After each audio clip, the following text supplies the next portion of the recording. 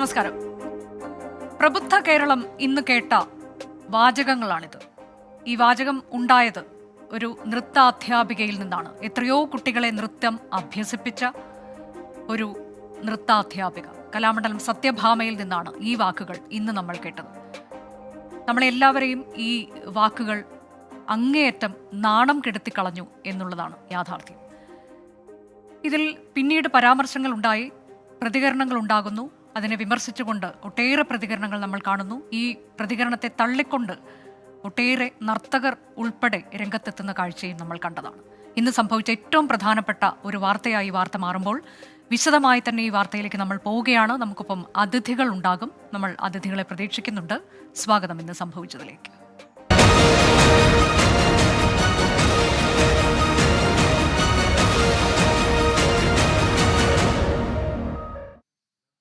ഇന്ന് സത്യഭാമ നടത്തിയ പ്രതികരണത്തിലേക്കാണ് ഒരിക്കൽ കൂടി. ലാസ്റ്റ് നിങ്ങൾക്കിപ്പോൾ അയാൾ കേസിന് പോവും, ഏതൊരു വ്യക്തിയായാലും കേസിന് പോകുന്നല്ലേ, പോട്ടെ, ഒരു വിരോധമില്ല. ഞാൻ അതിനൊക്കെ അങ്ങ് ഫേസ് ചെയ്തു. അത് തെളിവുകളല്ല അതിന് കോടതിയായാലും പോലീസ് സ്റ്റേഷനിൽ എവിടെയും ഒരിക്കലും നമ്മൾ ഒരു പേര് പറഞ്ഞിട്ടില്ല. എനിക്കെതിരെ പോകുമ്പോൾ ഞാൻ അതിൻ്റെ പുറകിൽ പോകും. ഞാൻ അതിനകത്ത് സ്റ്റാൻഡായിട്ട് നിൽക്കുന്നത് എന്താന്നുള്ളത് നിങ്ങളെനിക്ക് ബോധ്യപ്പെടുത്തേണ്ട ആവശ്യമില്ല. ഞാൻ കറുത്തെന്ന് പറഞ്ഞിട്ടുണ്ടെങ്കിൽ എന്ത് ഇഷ്ടമാണ് കറുത്തെന്ന് പറഞ്ഞാൽ ഞാൻ ഒരു വ്യക്തിനും പറഞ്ഞിട്ടില്ല എന്ന് പറഞ്ഞില്ലേ, പിന്നെ അത് തന്നെ ചോദിച്ചോണ്ടിരിക്കണെന്തിനാ? വ്യാപക പ്രതിഷേധമുയർന്നിട്ടും പ്രസ്താവന തിരുത്താൻ കലാമണ്ഡലം സത്യഭാമ തയ്യാറായില്ല. അതിനുശേഷം അവർ നടത്തിയ പ്രതികരണമാണ് ഇപ്പോൾ കണ്ടത്. പൊതുവായ പരാമർശം എന്നും വ്യക്തിയെ ഉദ്ദേശിച്ചില്ല എന്നുമാണ് സത്യഭാമ പറഞ്ഞത്. സത്യഭാമയുടെ അധിക്ഷേപ പരാമർശത്തിനെതിരെ വിവിധ കോണുകളിൽ നിന്ന് ശക്തമായ പ്രതിഷേധം ഉയർന്നു വരുന്നുണ്ട്. അത്തരത്തിലേക്ക് ചില പ്രതികരണങ്ങളിലേക്ക് കൂടി. ഇത് നമ്മുടെ പൊതുസമൂഹം ചർച്ച ചെയ്ത് തിരുത്തപ്പെടേണ്ട ഏറ്റവും പ്രധാനപ്പെട്ട ഒരു കാര്യമാണ്. നമ്മുടെ പൊതുസമൂഹം ആകെ ചർച്ച ചെയ്യണം. അപ്പോൾ തീർച്ചയായിട്ടും ഇത്തരം സംഭവങ്ങൾ ആവർത്തിക്കാതിരിക്കാനുള്ള നടപടി നമ്മുടെ ഗവൺമെൻറ് ഭാഗത്തുനിന്നുണ്ടാകും.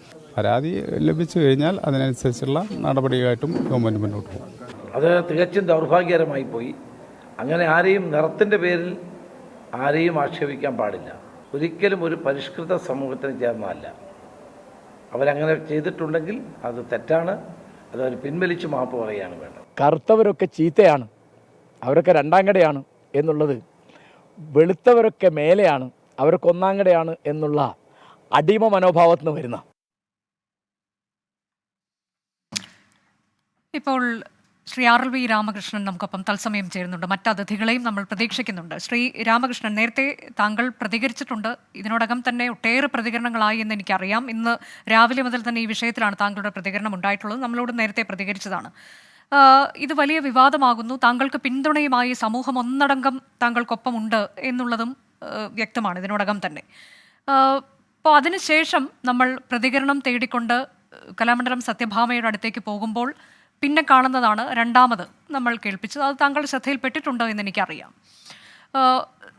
താങ്കൾ അതിനോടുള്ള താങ്കളുടെ പ്രതികരണം എങ്ങനെയാണ്? ഇത് ഒന്ന് അവർ പറയുന്നത് ഇത് ആരെ ഉദ്ദേശിച്ചാണ് എന്നത് എങ്ങനെയാണ് വ്യാഖ്യാനിക്കാൻ കഴിയുന്നത്? മാധ്യമങ്ങളുടെ വ്യാഖ്യാനം മാത്രമാണ് എന്നാണ് ഇപ്പോൾ കലാമണ്ഡലം സത്യഭാമ പറയുന്നത്. ഈ ചാലക്കുടിയിൽ ഇങ്ങനെ ഒരു കലാകാരൻ മാത്രമേ ഉള്ളൂ എന്നുള്ളൊരു ചോദ്യമാണ് അവർ ഉന്നയിക്കുന്നത്. ഞാൻ എവിടെ പേര് പറഞ്ഞു, നിങ്ങൾക്കത് എങ്ങനെ പ്രൂവ് ചെയ്യാൻ കഴിയും? ഇതാണ് ചോദ്യം. ഇതിൽ വളരെ കൃത്യമായിട്ട് നമുക്ക് മനസ്സിലാക്കാൻ പറ്റും. എന്തായത് ചാലക്കുടിയിലെ മോഹിനിയാട്ടക്കാരൻ എന്ന് പറയുന്നത് ആരാണെന്ന് ഏവർക്കും അറിയാം. അതുപോലെ തന്നെ മറ്റൊരു വിഷയം പറയുന്നുണ്ട് അവർ, അതായത് സംഗീത നാടക അക്കാദമിയിൽ KPSC ലളിതയുമായി വാഗ്വാദത്തിലേർപ്പെട്ട മോഹിനിയാട്ട കലാകാരൻ എന്ന് പറയുന്നുണ്ട്. അതോടൊപ്പം തന്നെ ഇവർ മറ്റൊരു കാര്യം, അവർ എനിക്കെതിരെ കേസ് കൊടുത്തതിനെ പറ്റിയിട്ടുള്ള കാര്യങ്ങളും പരാമർശിക്കുന്നുണ്ട്. ഇത്തരം കാര്യങ്ങളിൽ നിന്നും വളരെ വ്യക്തമാണ് ഇത് എന്നെ പറ്റിയിട്ടുള്ളതാണ് എന്നുള്ളൊരു കാര്യം. അതിനേക്കാൾ അപ്പുറം ഇനി ഞാൻ അല്ലെങ്കിൽ ഞാൻ എന്നുള്ള വ്യക്തിയിൽ നിന്ന് മാറി നിന്നുകൊണ്ട് ഒരു സമൂഹത്തിൽ അല്ലെങ്കിൽ കേരളീയ സമൂഹത്തിൽ മോഹിനിയാട്ടം അവതരിപ്പിക്കുന്ന ഒരു പുരുഷ നർത്തകൻ എന്നുള്ള രീതിയിൽ ഇവർ നടത്തിയിട്ടുള്ള പരാമർശം അത് കേരളത്തിലെ പുരുഷ നർത്തകർക്ക് അപമാനമാകുന്ന രീതിയിലാണ്. അതോടൊപ്പം തന്നെ കേരള സമൂഹത്തിലെ അല്ലെങ്കിൽ ഈ നൃത്തം അവതരിപ്പിക്കുന്ന കറുത്ത വർഗത്തിൽപ്പെട്ട ആണിനും പെണ്ണിനും ഒരുപോലെ ബാധകമാകുന്ന രീതിയിലാണ് ഇവർ സംസാരിച്ചിരിക്കുന്നത്.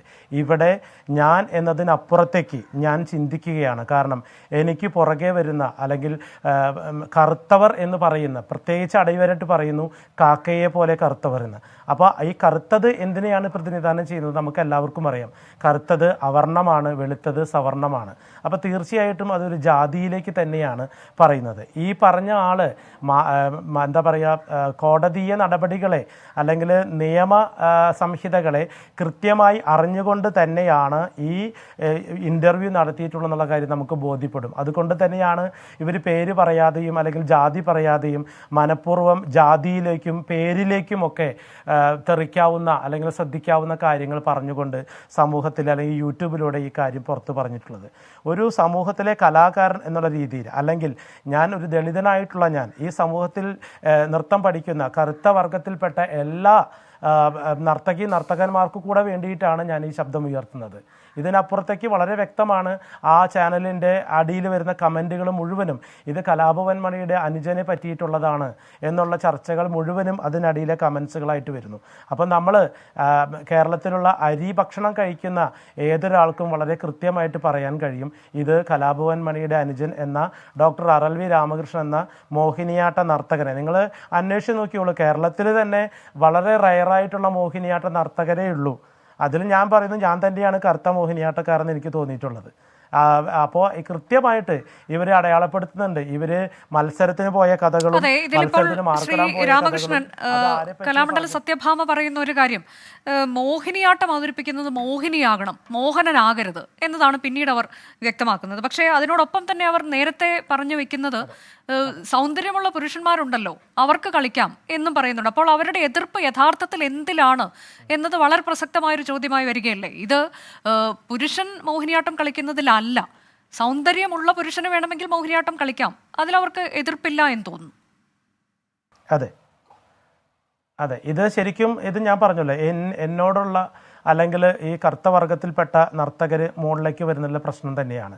ഈ മോഹനൻ എന്നുള്ള വാക്ക് ആദ്യമായി ഇവരെന്നെ വിളിക്കുന്നത് ഞാൻ 2016 കേരള ടൂറിസത്തിൻ്റെ പ്രോഗ്രാമിന് നൃത്തപരിപാടി അവതരിപ്പിക്കുന്നതിന് വേണ്ടി ഞാനൊരു അപേക്ഷ വെച്ചിരുന്നു കേരള സർക്കാരിലേക്ക്.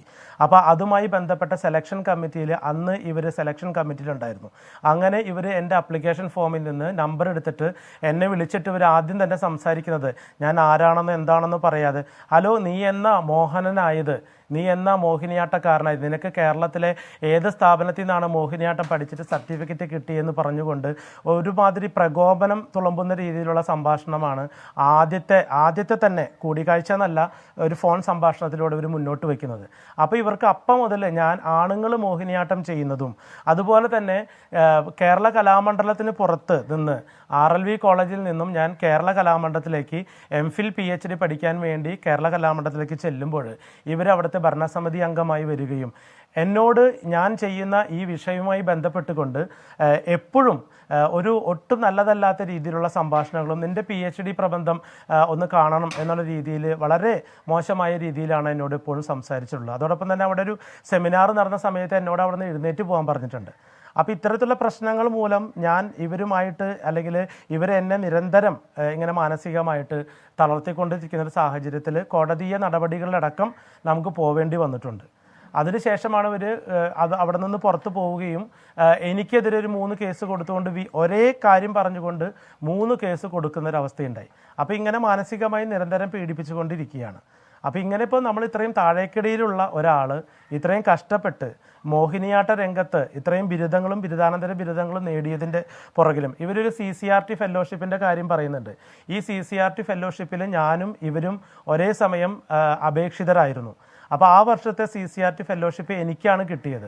അപ്പോൾ ഇങ്ങനെ പറയുമ്പോൾ ഇവർ പറയുന്നത് നമ്മൾ പിൻവാതിലിലൂടെ അല്ലെങ്കിൽ റെക്കമെൻഡേഷനിലൂടെയാണ് ഇതൊക്കെ നേടുന്നതെന്നും അവാർഡുകളൊക്കെ കരസ്ഥമാക്കുന്നതൊക്കെ വളരെ അവ്യക്തമായി തന്നെ, അല്ലെങ്കിൽ എല്ലാവരോടും പത്മശ്രീ അടക്കമുള്ള അവാർഡുകൾ നേടുന്നത് എല്ലാവരും ഇത്തരത്തിലാണെന്നുള്ള രീതിയിൽ അവാർഡ് നേടിയ ആൾക്കാരെ വരെ അപമാനിക്കുന്ന രീതിയിലാണ് ഇവർ സംസാരിച്ച് വെച്ചിട്ടുള്ളത്. അപ്പോൾ നമുക്ക് വളരെ കൃത്യമാണ് ഇത് നമ്മളെ തരം താത്തി കാണിക്കാൻ വേണ്ടിയിട്ടാണ്. ഞാൻ ഇത്രയും ബിരുദങ്ങൾ ഉണ്ടായിട്ടും ഇവർ പറയുന്നത് ഞാൻ എവിടെന്നോ പഠിച്ചു വന്നിട്ടുള്ളൊരു കല ആണ് ഞാൻ അവതരിപ്പിക്കുന്നത് എന്നുള്ള രീതിയിലാണ് ഇവർ എൻ്റെ വിദ്യാഭ്യാസ യോഗ്യതയെയും ഒരു എന്താ പറയുക ദളിതനായിട്ടുള്ള ഒരാളെ ഇത്രയും പഠിച്ച് നമ്മൾ സമൂഹത്തിൽ ഇങ്ങനെ എത്തുമ്പോൾ നമ്മളെ ഇകഴ്ത്തി കാണിക്കുന്ന രീതിയിൽ നമ്മുടെ പെർഫോമൻസിനെയും നമ്മുടെ വിദ്യാഭ്യാസ യോഗ്യതയും ഒരു വ്യക്തി എന്നുള്ള രീതിയിൽ മോഹിനിയാട്ടത്തിന് ചേരുന്നവനല്ല, ഇവൻ കറുത്തവനാണ്, ഇവൻ കാലാഗത്തി വെച്ച് നൃത്തം ചെയ്താൽ അരോചകത്വം തോന്നും, അല്ലെങ്കിൽ എൻ്റെ പെറ്റ അമ്മ വരെ സഹിക്കില്ല എന്ന് പറഞ്ഞുകൊണ്ട് എൻ്റെ കുടുംബത്തിനെ വരെ അപമാനിക്കുന്ന രീതിയിലാണ് ഇവർ കാര്യങ്ങൾ സംസാരിച്ചിട്ടുള്ളത്. ഒരു കാര്യം മനസ്സിലാക്കണം, കഥകളിയും കൂടിയാട്ടവുമായിട്ടുള്ള കേരളീയ കലാരൂപങ്ങൾ പുരുഷന്മാർ തന്നെ കാലാഗത്തി, അതായത് നൃത്തത്തിൻ്റെ സാങ്കേതിക രൂപത്തിൽ പറയുകയാണെങ്കിൽ അരമണ്ഡലത്തിൽ അല്ലെങ്കിൽ കാലുവട്ടത്തിൽ വച്ചിരിക്കുന്നത് കഥകളിലും കൂടിയാട്ടത്തിലും ഭരതനാട്യത്തിലും ഒക്കെ സർവ്വസാധാരണമാണ്. അപ്പോൾ ഞാനെന്ന് പറയുന്ന ഒരാൾ മാത്രം മോഹിനിയാട്ടം അല്ലെങ്കിൽ പുരുഷന്മാർ മോഹിനിയാട്ടം കളിക്കുമ്പോൾ കാലാഗത്തി വെച്ച് നൃത്തം ചെയ്യുമ്പോൾ ഉണ്ടാകുന്ന അരോചകത്വം എന്താണെന്നുള്ളത് നമുക്ക് മനസ്സിലാകുന്നില്ല.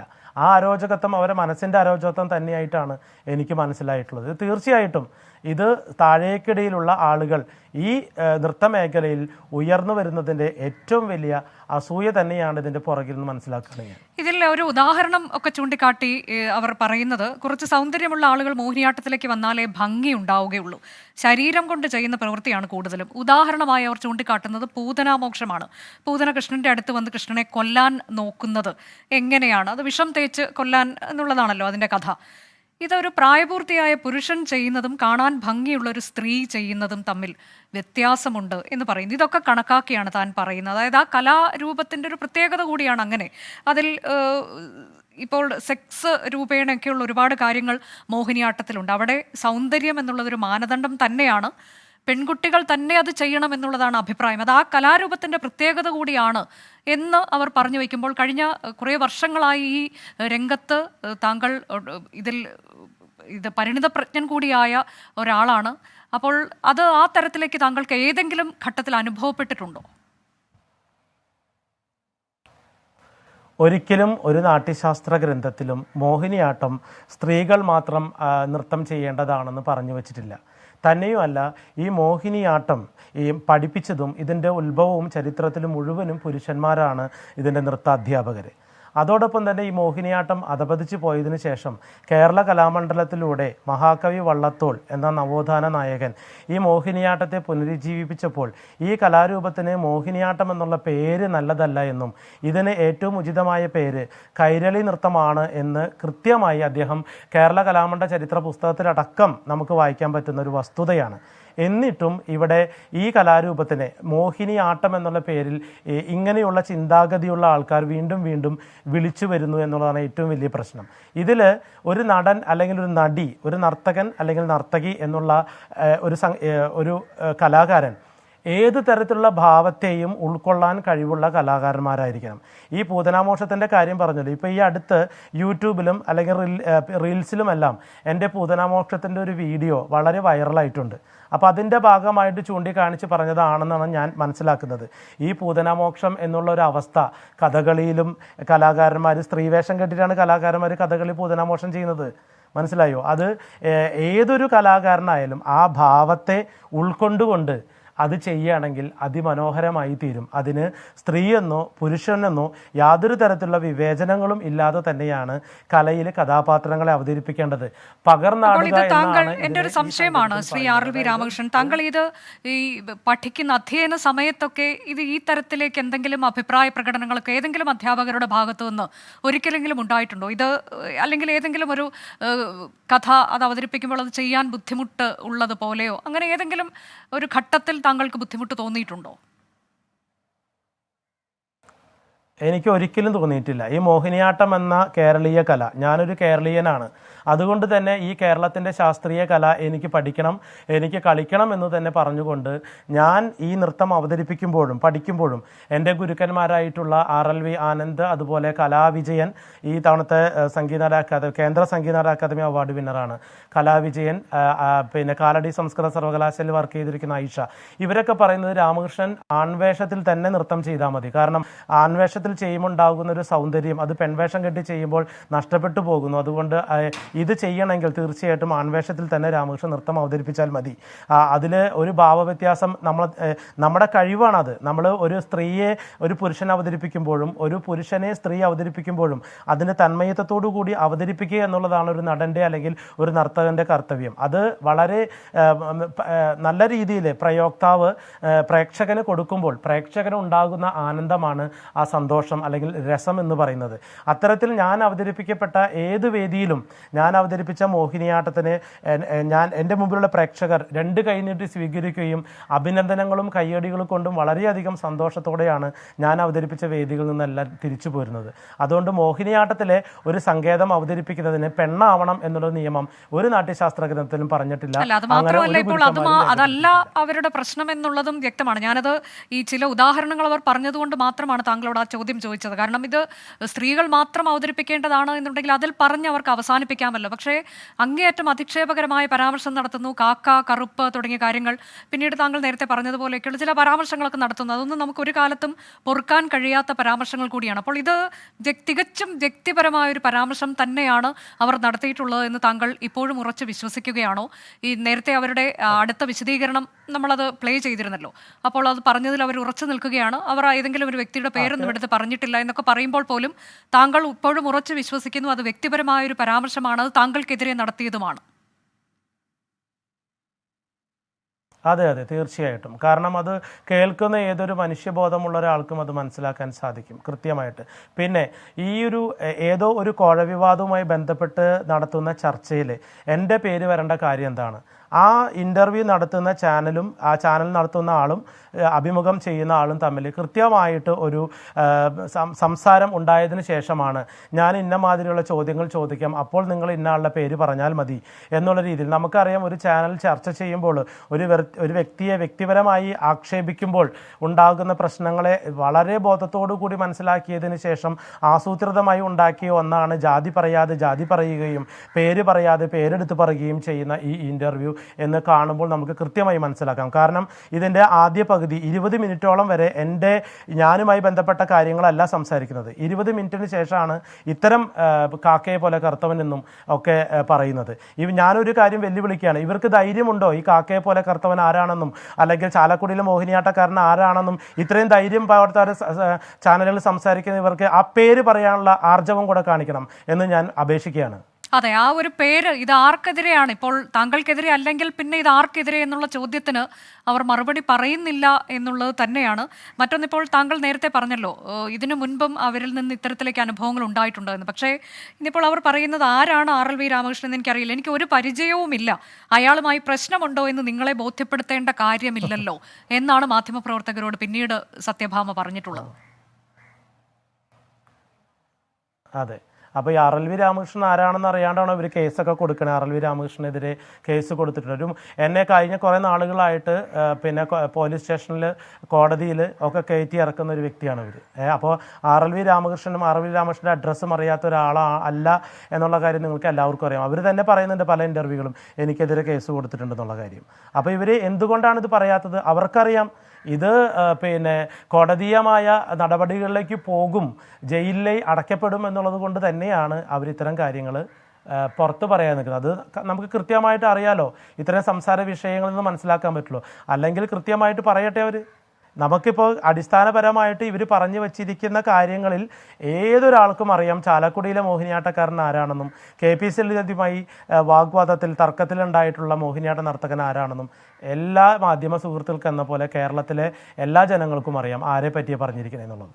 ശ്രീ RLV രാമകൃഷ്ണൻ, ഒരു കാര്യം കൂടി കലാമണ്ഡലം സത്യഭാമ പറയുന്നുണ്ട്. അതായത് വിധികർത്താവായി യൂണിവേഴ്സിറ്റി സ്കൂൾ കലോത്സവങ്ങളിൽ ഇരുന്നിട്ടുണ്ട്. അതിൽ ഒരു കോളം മാർക്കിടുന്ന ആദ്യ കോളത്തിൽ കുട്ടിയുടെ സൗന്ദര്യത്തെക്കുറിച്ചാണ്, അതിനെത്ര മാർക്ക് എന്നുള്ളത്. അത് വളരെ പ്രധാനപ്പെട്ടൊരു കാര്യമാണ്. അതിൻ്റെ കൂടി അടിസ്ഥാനത്തിലാണ് ഇങ്ങനെ ഒരു പരാമർശം നടത്തിയത്. ഇതൊക്കെ തെറ്റാണ്, ഈ പറഞ്ഞതൊക്കെ തെറ്റാണെന്നുണ്ടെങ്കിൽ എന്തിനാണ് അങ്ങനെ ഒരു ചിട്ട പാലിക്കുന്നത്? അതിപ്പോഴും പിന്തുടർന്ന് പോരുന്നത് എന്തുകൊണ്ട്? അതെടുത്തു കളയേണ്ട സമയമായിട്ടില്ലേ എന്നാണ്, അതെടുത്ത് കളയണം എന്നാണ് പറയുന്നത്.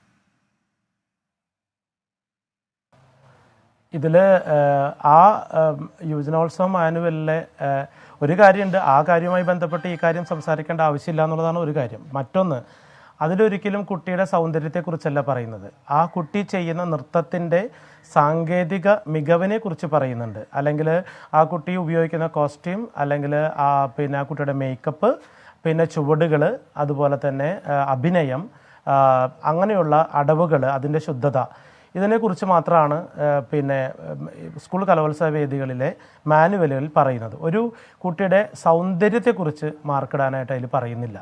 നൃത്തവുമായി ബന്ധപ്പെട്ട സൗന്ദര്യങ്ങൾ, അതായത് നൃത്തത്തിൻ്റെ സൗന്ദര്യം, ആ കുട്ടി ചെയ്യുന്ന നൃത്തത്തിൽ എത്രമാത്രം അഭിനയമുണ്ട്, എത്രമാത്രം താളമുണ്ട്, ആ കുട്ടിയുടെ അടവുകളുടെ ശുദ്ധത എത്രമുണ്ട്, ആ കുട്ടി ഉപയോഗിച്ച കോസ്റ്റ്യൂം ആൻഡ് മേക്കപ്പ്, ഇത്രയും കാര്യങ്ങളാണ് അതിൽ വരുന്നത്. അല്ലാതെ ഒരു കുട്ടി കറുത്തതാണോ വെളുത്തതാണോ സൗന്ദര്യമുള്ളവളാണോ എന്ന് നിശ്ചയിക്കാൻ ഇത് സൗന്ദര്യ മത്സരമല്ല നടത്തുന്നത്. കുട്ടിയുടെ കലാമത്സരങ്ങളിലെ കലയുടെ മികവ് കണ്ടെത്തുക എന്നുള്ളത് മാത്രമാണ്. അതുകൊണ്ട് ആ ഒരു പരാമർശം തെറ്റായിട്ടുള്ള പരാമർശമാണെന്നാണ് എനിക്ക് പറയാനുള്ളത്. അതെ, ഞാൻ താങ്കളിലേക്ക് എത്താം. ഇപ്പോൾ കലാമണ്ഡലം വിമല മേനോൻ നമുക്കൊപ്പം ടെലിഫോൺ ലൈനിൽ ചേരുന്നുണ്ട്. അതിനു മുൻപായി കേരള കലാമണ്ഡലത്തിൻ്റെ ഒരു പ്രസ്താവന വരുന്നുണ്ട്. സത്യഭാമയെ പൂർണ്ണമായും തള്ളുകയാണ് കേരള കലാമണ്ഡലം. സത്യഭാമയുടെ പ്രസ്താവന പരിഷ്കൃത സമൂഹത്തിന് യോജിക്കാത്തത് എന്നാണ് പ്രസ്താവനയിലുള്ളത്. ആ നിലപാടുകൾ പൂർണ്ണമായും നിരാകരിക്കുകയും അപലപിക്കുകയും ചെയ്യുന്നു. പൂർവ്വ വിദ്യാർത്ഥി എന്നതല്ലാതെ ഒരു ബന്ധവും സത്യഭാമയ്ക്ക് കലാമണ്ഡലവുമായി ഇല്ല എന്നതാണ് കലാമണ്ഡലം ചൂണ്ടിക്കാട്ടുന്നത്. ശ്രീമതി കലാമണ്ഡലം വിമല മേനോൻ, ഏറ്റവും മുതിർന്ന ഒരു നർത്തകി, ഈ വിഷയത്തിൽ ഒരുപക്ഷെ പ്രതികരണത്തിലൊക്കെ താങ്കൾ എന്താണ് പറയാൻ പോകുന്നത് എന്നുള്ള ഞാൻ കൗതുകത്തോടെ കാത്തിരിക്കുക കൂടിയാണ്. വളരെ നന്ദി ആദ്യം തന്നെ ഞങ്ങൾക്കൊപ്പം ചേരുന്നതിൽ. ഈ കലാമണ്ഡലം സത്യഭാമയുടെ പ്രതികരണം താങ്കൾ ശ്രദ്ധിച്ചിട്ടുണ്ട് എന്ന് ഞാൻ കരുതുന്നു. എങ്ങനെയാണ് താങ്കൾ ആ പ്രതികരണത്തെ കാണുന്നത്? ഞാൻ സിംഗപ്പൂരാണ് നിൽക്കുന്നത്. ഞാൻ ആദ്യമായിട്ട് കലാമണ്ഡലം സത്യഭാമയുടെ ഇത് കേട്ടത് ശരിക്ക് നമ്മുടെ തിരുവനന്തപുരം യൂണിവേഴ്സിറ്റിയുടെ മത്സരത്തിനെ സംബന്ധിച്ചുള്ള ഒരു വിഷയമായിരുന്നു കണ്ടത്. അത് വളരെയധികം സക്സസ് ആയിട്ട് എൻ്റെ മനസ്സിൽ തോന്നി. അതായത് എൻ്റെ ജീവിതത്തിൽ 63 കൊല്ലമായിട്ട് ഞാൻ ഈ ഫീൽഡിൽ നിൽക്കുന്ന ആളാണ്. 23 കൊല്ലം മത്സര രംഗത്ത് അങ്ങേയറ്റം വളരെ ശുദ്ധ മനസ്സോടുകൂടി എൻ്റെ കലാതിലക പട്ടങ്ങൾ കുട്ടികൾക്ക് കലാപ്രതിഭ പട്ടങ്ങൾ വാങ്ങിയിട്ടുള്ളൊരു കലാകാരിയാണ്. 1993 ഈ പറയുന്ന പന്തളത്ത് വെച്ച് നടന്ന പരിപാടിയിൽ ഇന്ന് കണ്ടിട്ടുള്ള ആ ഒരു പ്രവണത കണ്ടോടുകൂടിയാണ് ഞാൻ മത്സര രംഗത്ത് നിന്ന് മാറി വന്നത്. അപ്പൊ ഇന്ന് തുടങ്ങിയതല്ല ഈ പറഞ്ഞ മത്സര രംഗത്ത് ഉണ്ടായിട്ടുള്ള ബുദ്ധിമുട്ടുകള്, ജഡ്ജസിനെ പിടിക്കുന്നത്, ഈ പറയുന്ന ഭാരവാഹികൾ മറ്റുള്ളവർക്ക് കൂട്ടുനിൽക്കുന്നതൊക്കെ ആദ്യമായിട്ടാണ് കേട്ടത്. അപ്പൊ അതിനെ സംബന്ധിച്ച് തുടങ്ങിയ ഈ ഒരു പരിപാടി അല്ലെങ്കിൽ ഈ പറയുന്ന വിഷയം അത് വീണ്ടും സർവകലാ പ്രതിഭകളെ സൃഷ്ടിക്കാൻ വേണ്ടി മുന്നോട്ട് വന്നു എന്നാണ് ഞാൻ മനസ്സിൽ വിചാരിച്ചത്. അപ്പൊ അതിൽ നിന്ന് വ്യതിചലിച്ചുകൊണ്ടാണ് ഈ പരിപാടി ഇത്രയും കലാകാരന്മാരെ തമ്മിൽ വിഷമിപ്പിക്കത്തക്ക രീതിയിൽ അത് മുന്നോട്ട് കൊണ്ടുപോയത് ആരാന്നായിരുന്നു എൻ്റെ ഏറ്റവും വലിയൊരു ചിന്ത. അത് മാത്രമല്ല, കലാമണ്ഡലം എന്ന് പറയുന്നത് വളരെയധികം പവിത്രമായ ഒരു സ്ഥലമാണ്. ആ സ്ഥലത്തുള്ള വ്യക്തികൾ തമ്മിൽ അങ്ങോട്ടും ഇങ്ങോട്ടും തർക്കങ്ങളല്ല ആവശ്യം. അവരോരോന്നും കണ്ടുപഠിച്ച് അവർക്ക് വേണ്ട പ്രവണതകൾ, അതായത് അവർക്ക് വേണ്ട ബുദ്ധിമുട്ടുകൾ അല്ലെങ്കിൽ അവർക്ക് വേണ്ട സഹായങ്ങൾ ചെയ്തു കൊടുക്കുകയാണ് ഈ മുൻഗാമിയായിട്ടുള്ള എന്നെ സംബന്ധിച്ചിടത്തോളം. ഞാൻ ഈ പറയുന്ന മോഹിനിയാട്ടം, അതായത് എൻ്റെ മനസ്സിലുണ്ടായത് ഒരു പക്ഷേ ഈ യൂത്ത് ഫെസ്റ്റിവൽ വീണ്ടും നടത്താൻ വേണ്ടിയായിരിക്കും ഇത്രയും ബഹളങ്ങൾ നടന്നതെന്ന് ഞാൻ മനസ്സിലാക്കി.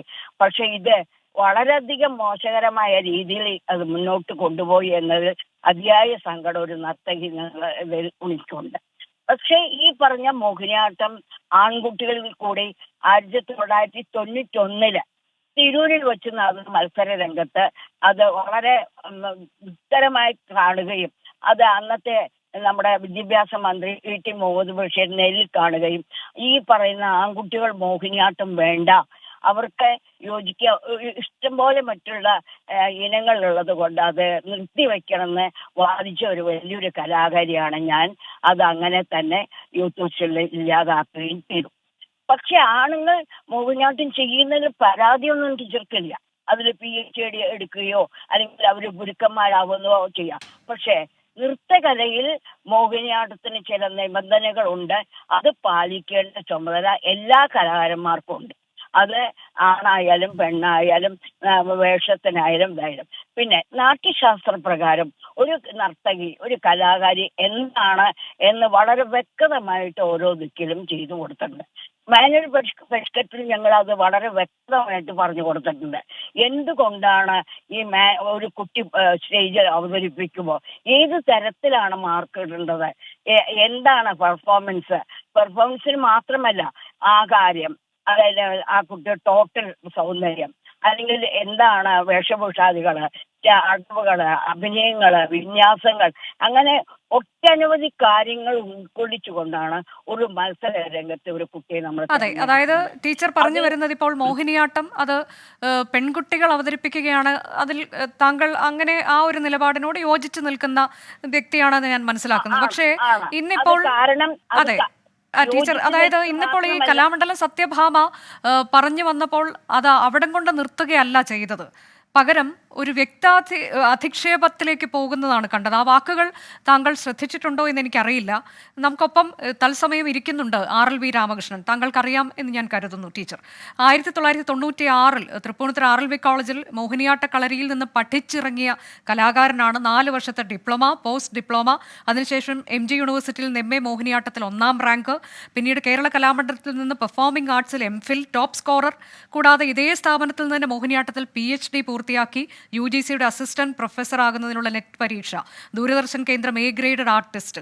അങ്ങനെ 15 വർഷത്തിലധികമായി കാലടി സംസ്കൃത സർവകലാശാലയിലും RLV കോളേജിലും മോഹിനിയാട്ട വിഭാഗം ഗസ്റ്റ് ലെക്ചറായി സേവനം ചെയ്തിട്ടുണ്ട്. കൂടാതെ ഒട്ടേറെ വേദികളിൽ മോഹിനിയാട്ടം അവതരിപ്പിക്കുകയും ചെയ്യുന്ന ഒരു കലാകാരൻ കൂടിയാണ് RLV രാമകൃഷ്ണൻ.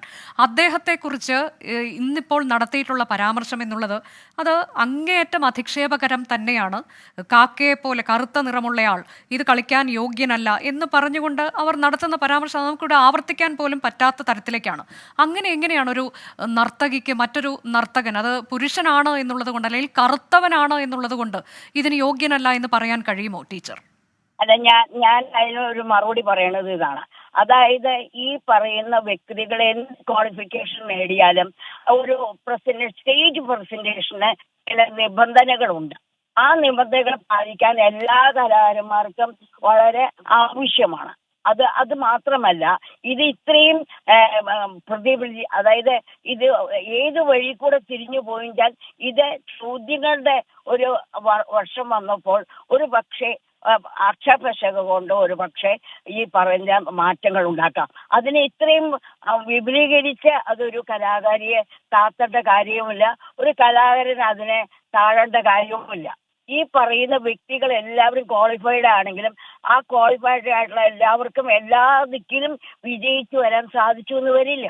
അപ്പൊ അതിനൊരു കാര്യമുണ്ട്. ഇപ്പൊ നമ്മൾ ഡോക്ടറേറ്റ് എടുത്തു, അല്ലെങ്കിൽ നമ്മുടെ 3 or 5 പ്രോഗ്രാം നടത്തി എന്തുകൊണ്ട് മാത്രം അതിനൊരു എക്സാമ്പിൾ ആയിരുന്നു സംഗീത നാടക അക്കാദമിയിൽ അവതരിപ്പിക്കാൻ ഈ പറഞ്ഞ രാമകൃഷ്ണന്റെ സകല പരിപാടികളും ഞാൻ കണ്ടിട്ടുള്ള വ്യക്തിയാണ്. അതെന്റെ തെറ്റുകുട്ടികൾ ഞാൻ നേരിട്ട് പറയുമ്പോൾ വളരെ സന്തോഷത്തോടു കൂടി തിരുത്തിയിട്ടുള്ള ഒരു വ്യക്തിയാണ്. അതുകൊണ്ട് എനിക്ക് കലാമണ്ഡലം സത്യഭാമയുടെ കഴിവും എനിക്കറിയാം, ഈ പറയുന്ന രാമകൃഷ്ണന്റെ കഴിവും രണ്ടുപേർക്കും വളരെ കഴിവുള്ളവർ തന്നെയാണ്. പക്ഷേ നിസ്സാര കാര്യങ്ങൾ കൊണ്ട് അത് മറ്റുള്ള ചാനൽ കൊണ്ടോ അല്ലെങ്കിൽ മാധ്യമ പ്രവർത്തകരുടെ ഒരു പബ്ലിസിറ്റിക്ക് വേണ്ടി ഇവർ അങ്ങോട്ടും ഇങ്ങോട്ടും തർക്കിക്കരുത് എന്ന് മാത്രമാണ് വിമല ടീച്ചർക്ക് പറയാനുള്ളത്. ഓരോരുത്തർക്കും അവനവന്റെ കഴിവിനും യോഗ്യതയും ഭാഗ്യവും അനുഗ്രഹവും ഉണ്ടെങ്കിൽ മാത്രമേ അവാർഡുകളും സ്ഥാനങ്ങളും മാനങ്ങളും ഒക്കെ കിട്ടുള്ളൂ. അതിന് രാമകൃഷ്ണൻ എന്തെങ്കിലും വിഷമം തോന്നിയിട്ടെങ്കിൽ രാമകൃഷ്ണൻ ഒരു ചേച്ചി എന്നുള്ള ലെവലിൽ, സത്യഭാമ ഒരു സിസ്റ്റർ എന്നുള്ള ലെവൽ അത് ക്ഷമിക്കണം എന്നാണ് ഞാൻ പറയണത്. വേറെ ഒന്നും ഉണ്ടല്ല, നമുക്ക് ഇപ്പൊ ക്വാളിഫൈഡ് ഒക്കെ ആയിക്കോട്ടെ, അപ്പൊ അത്രയും ക്വാളിഫൈഡ് ഒരു പക്ഷെ സത്യഭാമയ്ക്ക് കിട്ടിയിട്ടില്ലായിരിക്കാം. പക്ഷെ സീനിയാരിറ്റി തന്നെയാണ്. അപ്പൊ അതിൽ എന്തെങ്കിലും തയ്യാറ് ഏത് ബേസിലാണ് അത് ഞാൻ മുഴുവൻ കേട്ടിട്ടില്ല. ആരാണ് ക്വസ്റ്റ്യൻ ചോദിച്ചതെന്നോ അല്ലെങ്കിൽ എന്തുകൊണ്ടാണ് അങ്ങനെ ഒരു വായിൽ നിന്ന് അങ്ങനെ വന്നതെന്നൊന്നും എനിക്കറിയില്ല. ഈ പറഞ്ഞ രണ്ടുപേരെയും എനിക്ക് നല്ലവണ്ണം നേരിട്ട് കണ്ടിട്ടുള്ള ഒരു വ്യക്തി ആയതുകൊണ്ട് അവരാരും മോശക്കാരല്ല എന്ന് മാത്രമാണ് വിമല ടീച്ചർക്ക് പറയാനുള്ളത്. അതെ, വളരെ നന്ദി കലാമണ്ഡലം വിമല മേനോൻ പ്രതികരിച്ചതിന്. ഞാൻ ഒരു ചോദ്യം കൂടി ചോദിക്കുകയാണ് ശ്രീ RLV രാമകൃഷ്ണനോട്. ഇപ്പോൾ ശ്രീ രാമകൃഷ്ണൻ, വിമല ടീച്ചർ പറഞ്ഞത് താങ്കൾ കേട്ടല്ലോ. ക്ഷമിക്കാൻ തയ്യാറാണോ എന്ന് ഞാൻ ചോദിക്കുന്നില്ല, കാരണം വീണ്ടും ആ പറഞ്ഞതിലൊക്കെ അവർ ഉറച്ചു നിൽക്കുന്നത് നമ്മൾ കേട്ടു. മറ്റൊന്ന്, അവർ പറഞ്ഞിട്ടുള്ള ഒരു കാര്യം, ഈ പോലീസിനും കോടതിക്കും തെളിവ് വേണ്ടേ വർണ്ണവെറി നടന്നു എന്നുള്ളതിന്. ഇപ്പോൾ പരാതി താങ്കൾ നിയമപരമായി പോകുമെന്നാണല്ലോ പറഞ്ഞത്. വ്യക്തിയുടെ പേര് പറഞ്ഞാലല്ലേ കുഴപ്പമുള്ളൂ. ഇപ്പോൾ അതിലൊന്നും അങ്ങനെ ഒരു തെളിവൊന്നുമില്ല, പരാമർശത്തിൽ ഒരു കുറ്റബോധവും ഇല്ല. ഇനിയും ഞാൻ പറയും, എനിക്ക് പറയാനുള്ള അഭിപ്രായം എന്നാണ് പറഞ്ഞിട്ടുള്ളത്. അപ്പോൾ താങ്കൾ മുന്നോട്ടുള്ള നടപടി? തീർച്ചയായിട്ടും ഇത് നമ്മൾ ഇന്നലെ മുതൽ നമ്മൾ നിയമപാലകരുമായി സംസാരിച്ചുകൊണ്ടിരിക്കുകയാണ്. ഇതിൽ വ്യക്തമായിട്ടുള്ള ആക്ഷേപങ്ങൾ വളരെ കാണാവുന്ന രീതിയിൽ തന്നെ ഇത്തരം സംഭാഷണത്തിൽ നിന്ന് വളരെ വ്യക്തമാണ്. അതുകൊണ്ട് തന്നെ നമ്മൾ നിയമപരമായി തന്നെ നമ്മൾ നേരിട്ട് പോകും. പേരില്ല, അല്ലെങ്കിൽ എങ്ങനെയാണ് ആ സംഭാഷണം എന്നുള്ള കാര്യം അത് കേട്ടവർക്ക് എല്ലാവർക്കും അറിയാം. അതുകൊണ്ട് തന്നെ അതിലെന്തുമാത്രം നിയമസംഹിതകൾ ഉണ്ടെന്നുള്ള കാര്യം നമുക്ക് കൃത്യമായിട്ട് അറിയാം. പിന്നെ ഇപ്പോൾ പറഞ്ഞിരിക്കുന്ന ചില ആളുകൾ, കുറേ പഴയ കാലഘട്ടത്തിലെ ടീച്ചർമാർ ഇതിനെ ഈ തരത്തിൽ ന്യായീകരിക്കാനാണ് ശ്രമിക്കുന്നത്. ഇവിടെ എനിക്ക് തോന്നുന്നു വിമല ടീച്ചർ ഈ സംഭാഷണങ്ങൾ കേൾക്കാതെയാണ് ഈ കാര്യങ്ങളൊക്കെ സംസാരിച്ചിരിക്കുന്നു എന്ന് രണ്ട് ഭാഗത്ത് നിന്നുകൊണ്ട് സംസാരിക്കാം എന്നൊരു നിലപാടിലാണ് വിമല ടീച്ചർ സംസാരിച്ചിരിക്കുന്നതെന്ന് എനിക്ക് തോന്നുന്നത്. പക്ഷേ വളരെ ഈ രംഗത്ത് നിൽക്കുന്ന, അതായത് ആധുനിക മോഹിനിയാട്ട രംഗത്ത് നിൽക്കുന്ന ഓരോ വ്യക്തികളും നമുക്ക് വലിയ പിന്തുണയോടുകൂടി തന്നെയാണ്. ഞാൻ ഈ മോഹിനിയാട്ടം വെറുതെ അവതരിപ്പിക്കുകയല്ല, മോഹിനിയാട്ടം പുരുഷവേഷത്തിൽ അവതരിപ്പിക്കുന്നതിനുള്ള സാധ്യതകൾ കലാമണ്ഡലത്തിലെ PhD പ്രബന്ധത്തിലൂടെ അവതരിപ്പിച്ച് ഡോക്ടറേറ്റ് നേടിയിട്ടുള്ള ഒരു വ്യക്തിയാണിത്. അപ്പോൾ കാലങ്ങൾക്ക് മുമ്പേ പഠിച്ചു പോയിട്ടുള്ള ഈ ഗുരുക്കന്മാർക്ക് ഒരുപക്ഷെ ഇത് അംഗീകരിച്ചെന്ന് വരില്ല. എന്തായാലും ഇതിലെ നിയമവശങ്ങൾ നമ്മൾ പരിശോധിച്ചുകൊണ്ട് തന്നെയാണ് നിയമപരമായി പോകും എന്ന് പറയാനുള്ള വ്യക്തമായ കാരണം. അതായത് ഇപ്പോൾ ഇതെല്ലാം രണ്ടാമത് വിശദീകരണത്തിന് ശേഷവും താങ്കൾ അതിൽ തന്നെ തീർച്ചയായും ഉറച്ചു നിൽക്കുന്നു. പേരൊന്നും പറഞ്ഞിട്ടില്ല, അതുകൊണ്ട് തെളിവില്ല എന്ന് പറയുന്നത് താങ്കൾ മുഖവിലേക്ക് എടുക്കുന്നില്ല. തീർച്ചയായിട്ടും പേര് പറഞ്ഞിട്ടില്ലാതെ ബാക്കി എല്ലാ കാര്യങ്ങളും പറഞ്ഞിട്ടുണ്ടല്ലോ. പേര് പറയണതിന് അതില് ആള് വളരെ വ്യക്തമാണ് അതില്. വളരെ നന്ദി ശ്രീ RLV രാമകൃഷ്ണൻ ഞങ്ങളോട് പ്രതികരിച്ചതിന്. ഇന്ന് സംഭവിച്ച ഏറ്റവും പ്രധാനപ്പെട്ട വാർത്തയായി അത് മാറുകയാണ്. പ്രബുദ്ധ കേരളം നാണം കെട്ട് തലകുനിക്കുന്ന തരത്തിലേക്കുള്ള പരാമർശമാണ് സത്യഭാമയുടെ ഭാഗത്തു നിന്നുണ്ടായത്. ഇതിൽ ഒരു തെറ്റിദ്ധാരണയുണ്ടാകാൻ സാധ്യതയുള്ളത്, കലാമണ്ഡലം സത്യഭാമ എന്ന് നമ്മളെല്ലാവരും ഏറെ ആദരിക്കുന്ന ഒരു നർത്തകി ഉണ്ടായിരുന്നു. അവർ 2015 അന്തരിച്ചതാണ്. അവർ ഒരുപക്ഷെ ഇതിൽ ഏത് കലാമണ്ഡലം സത്യഭാമ എന്നൊക്കെ ഒരു സംശയം ചില പ്രേക്ഷകർക്കെങ്കിലും ഉണ്ടാകാൻ സാധ്യതയുണ്ട്. കലാമണ്ഡലം സത്യഭാമ എന്ന് നമ്മളിപ്പോഴും വളരെ ആദരവോടെ പറയുന്ന കലാമണ്ഡലം സത്യഭാമ ഇന്നും നമുക്കൊപ്പമില്ല. അവർ 2015 അന്തരിച്ചു. ഇനി മറ്റൊരു വാർത്തയിലേക്ക്. പേരാമ്പ്ര അനു കൊലപാതക കേസിൽ പ്രതി മുജീബുമായി പോലീസ് തെളിവെടുപ്പ് നടത്തി. കോഴിക്കോട് വാളൂരിൽ നടന്ന തെളിവെടുപ്പിനിടെ പ്രതിഷേധവുമായി എത്തിയ നാട്ടുകാർ വാഹനത്തിന് നേരെ കല്ലെറിഞ്ഞു. രാഹുൽ വിജയൻ വിവരങ്ങളുമായി. രാഹുൽ, നാട്ടുകാരുടെ പ്രതിഷേധമുണ്ടായി, തെളിവെടുപ്പ് പിന്നീട് നടന്നോ അതോ അത് നിർത്തിവെച്ചിട്ട് മടങ്ങുകയാണോ ഉണ്ടായത് പോലീസ്? രാഹുൽ സുരേഷാണ് വിശദാംശങ്ങൾ നൽകുന്നത്. നാട്ടുകാരുടെ ഭാഗത്തു നിന്നും വലിയ രീതിയിലുള്ള പ്രതിഷേധമാണ് ഉണ്ടായത്. വളരെ പാടുപെട്ടാണ് പോലീസ് നാട്ടുകാരെ നിയന്ത്രിച്ചത്. അതൊടുവിൽ കയ്യേറ്റ ശ്രമത്തിലും കല്ലേറിലും കലാശിക്കുകയും ചെയ്തു. ആളുകളുടെ പ്രതിഷേധം അതിരുവിട്ടതോടെ 1 മിനിറ്റ് കൊണ്ട് തെളിവെടുപ്പ് പൂർത്തിയാക്കി പ്രതിയുമായി സംഭവ സ്ഥലത്ത് നിന്ന് മടങ്ങുകയായിരുന്നു. ഇടുങ്ങിയ വഴി കൂടി ആയതിനാൽ വാഹനത്തിന്റെ പുറകെ പോയ ആളുകൾ കമ്പും കല്ലും വലിച്ചെറിയുന്ന ഒരു സാഹചര്യം കൂടി ഉണ്ടായി. ഇന്ന് 2 ഇടങ്ങളിലാണ് തെളിവെടുപ്പ് നടന്നത്. ഒന്ന് അനുവിനെ കൊലപ്പെടുത്തിയ സ്ഥലത്തും മറ്റൊന്ന് അനുവിനെ കൊലപ്പെടുത്തുന്നതിന് മുമ്പ് വാഹനത്തിൽ കയറ്റിയ സ്ഥലത്തുമായിരുന്നു. ഇതോടുകൂടി ഈ സംഭവവുമായി ബന്ധപ്പെട്ട തെളിവെടുപ്പ് പൂർത്തിയായിട്ടുണ്ട്. മാത്രമല്ല കസ്റ്റഡി കാലാവധി നാളെ അവസാനിക്കുകയുമാണ്. തെളിവെടുപ്പ് പൂർത്തിയാക്കിയ ശേഷം ഇന്ന് വൈകിട്ട് കൂടുതലായി ചോദ്യം ചെയ്യും. അതിനുശേഷം നാളെ 11 മണിയോടുകൂടി പ്രതിയെ കോടതിയിൽ ഹാജരാക്കും. വീണ്ടും കസ്റ്റഡിയിൽ ആവശ്യപ്പെടുമോ എന്നത് സംബന്ധിച്ചൊരു വ്യക്തത ഇതുവരെയും വന്നിട്ടില്ല. കാരണം പോലീസ് പറയുന്ന പ്രധാനപ്പെട്ട കാരണം ഇപ്പോഴും ചോദ്യം ചെയ്യലിനോട് പ്രതി പൂർണ്ണമായും സഹകരിച്ചിട്ടില്ല എന്നാണ്.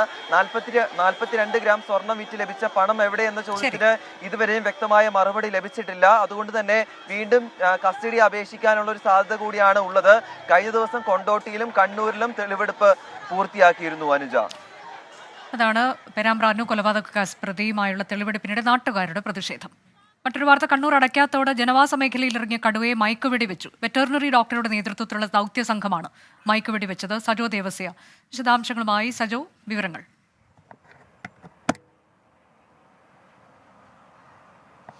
അനുജ, കഴിഞ്ഞ ഒരാഴ്ചയിലധികമായി കണ്ണൂർ കേളകത്തെ അടയ്ക്കാത്തോട് മേഖലയെ ഭീതിയിലാക്കിയ കടുവയെ മയക്കുവെടി വെച്ച് പിടികൂടിയിരിക്കുകയാണ്. വെറ്റിനറി ഡോക്ടർ ആർ രാജിന്റെ നേതൃത്വത്തിലുള്ള ദൗത്യസംഘം കഴിഞ്ഞ 5 ദിവസമായി കടുവയ്ക്കായി തിരച്ചിൽ നടത്തുന്നുണ്ടായിരുന്നു. യഥാർത്ഥത്തിൽ 9 ദിവസത്തിലധികമായി മേഖലയിലെ വിവിധയിടങ്ങളിൽ കടുവ കറങ്ങി നടക്കുന്നുണ്ടായിരുന്നു.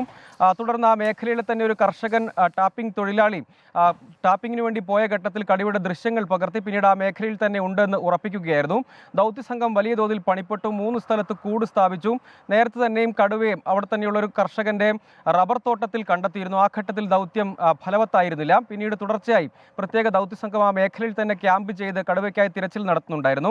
ഇന്ന് വൈകിട്ടോടുകൂടി ഉച്ചയ്ക്ക് ശേഷമാണ് കടുവയും ആ മേഖലയിലുള്ള കർഷകനായ ബാബുവിന്റെ റബ്ബർ തോട്ടത്തിൽ തന്നെ കടുവയെ കണ്ടെത്തിയത്. പിന്നീട് വളരെ വേഗത്തിൽ തന്നെ ദൗത്യത്തിലേക്ക് കടക്കാൻ തീരുമാനിക്കുകയായിരുന്നു. മയക്കുവെടി വെച്ചു കൂട്ടിലാക്കി കണ്ണവത്തേക്ക് കൊണ്ടുപോയിട്ടുണ്ട്. ഇപ്പോൾ അത് ആറളം വന്യജീവി സങ്കേതത്തിന്റെ ഭാഗമാണ്. അവിടെ കടുവയെ നിരീക്ഷിക്കും. അതിനുശേഷമാണ് എവിടെ തുറന്നു വിടണം, എങ്ങോട്ട് മാറ്റണം എന്നതുൾപ്പെടെയുള്ള കാര്യങ്ങളിൽ അന്തിമമായി തീരുമാനമെടുക്കുകയുള്ളൂ. സാധാരണഗതിയിൽ മയക്കുവെടി വെക്കുമ്പോൾ മറ്റാരോഗ്യ പ്രശ്നങ്ങളൊക്കെ ഉണ്ടാകുന്ന അത് കണ്ടുവരുന്നുണ്ട്. അത്തരം സാഹചര്യങ്ങളിൽ അവിടെ തന്നെ കടുവയെ തുടർച്ചയായി നിരീക്ഷിക്കും. അതിനുശേഷം ആയിരിക്കും എങ്ങോട്ട് കൊണ്ടുപോകണം, അല്ലെങ്കിൽ വനത്തിലേക്ക് തന്നെ തിരികെ അയക്കണോ എന്നുള്ള ഉൾപ്പെടെയുള്ള കാര്യങ്ങളിൽ തീരുമാനമെടുക്കും. ഏതായാലും മേഖലയിൽ ഒരാഴ്ചക്കധികമായ ഭീതിക്ക് പര്യവസാനമായിരിക്കുകയാണ്. ആശങ്കയാകുന്നു, വിരാമമാകുന്നു, ആ ആശങ്കയ്ക്ക് വിരാമമാകുന്നു. അടയ്ക്കാത്തോടിലെ കടുവയെ മയക്കുവെടി വെച്ചു. DBFS മാർക്കറ്റ് വ്യൂ സമർപ്പിക്കുന്നത് DBFS wealth management and non banking finance.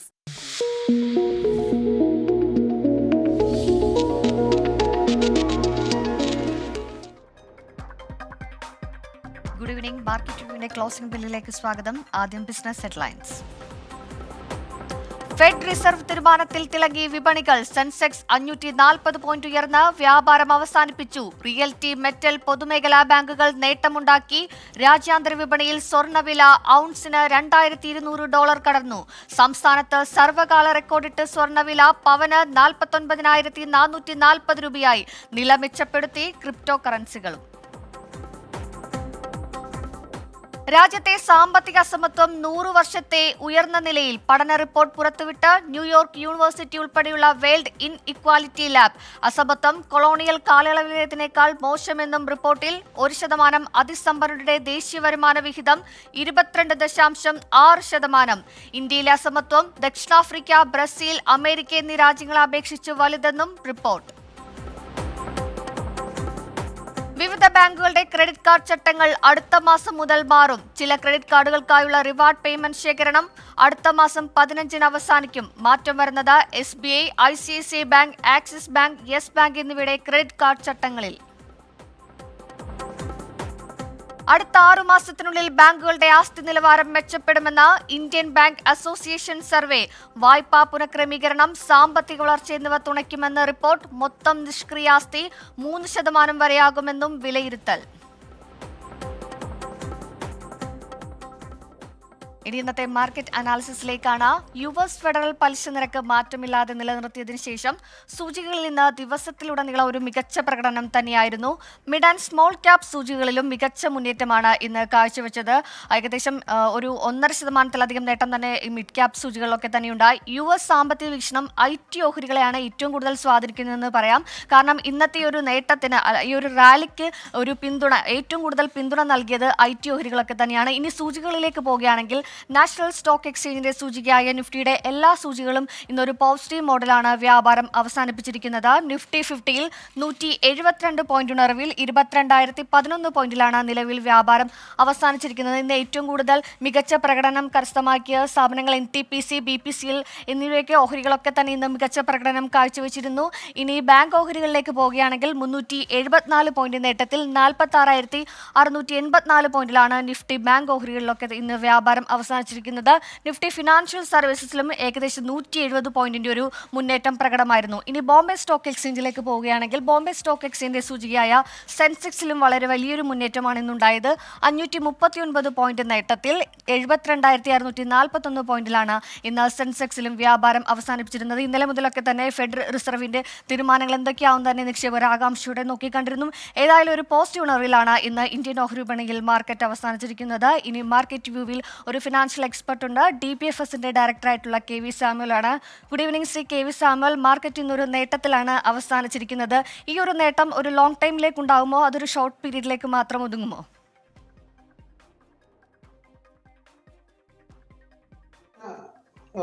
Short term ആണെന്നാണ് ഞങ്ങളുടെ ഒരു അനാലിസിസ്. കാരണം ഫെഡറൽ റിസർവിൻ്റെ ഡിസിഷൻ മാർക്കറ്റിന് വളരെ പോസിറ്റീവ് ആയിരുന്നു. പക്ഷേ നേരത്തെ തന്നെ പല പ്രാവശ്യം DBFS സൂചിപ്പിച്ചതുപോലെ ഇതൊരു കൺസോളിഡേഷൻ പീരീഡാണ്. ഇവിടെ കറക്ഷൻസ് ഉണ്ടാകാം, അതുപോലെ തന്നെ റാലി ഉണ്ടാകാം. പക്ഷേ these are all day to day or short light. ഇത് 1-2 ദിവസം ചിലപ്പം കുറച്ചുകൂടെ റാലി ചെയ്യും. പക്ഷേ ഇലക്ഷന് മുമ്പ് മാർക്കറ്റ് ഒരു കറക്ഷൻ മൂഡിലാണ്. അതുകൊണ്ട് ഒരു കണ്ടിന്യൂസ് ആയിട്ട് റാലി ഞങ്ങൾ പ്രതീക്ഷിക്കുന്നില്ല.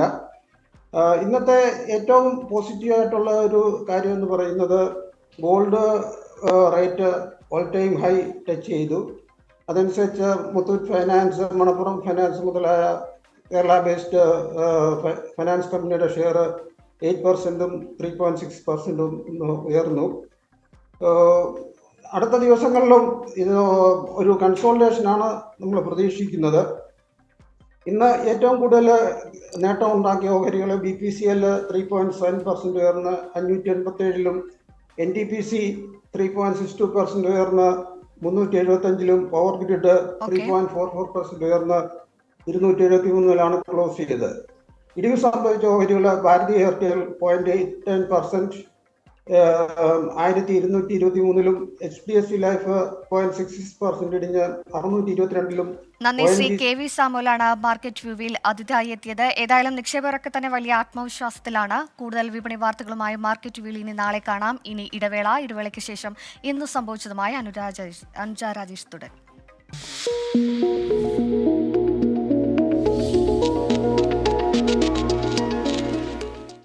DBFS മാർക്കറ്റ് വ്യൂ സമർപ്പിക്കുന്നത് DBFS wealth management and non banking finance.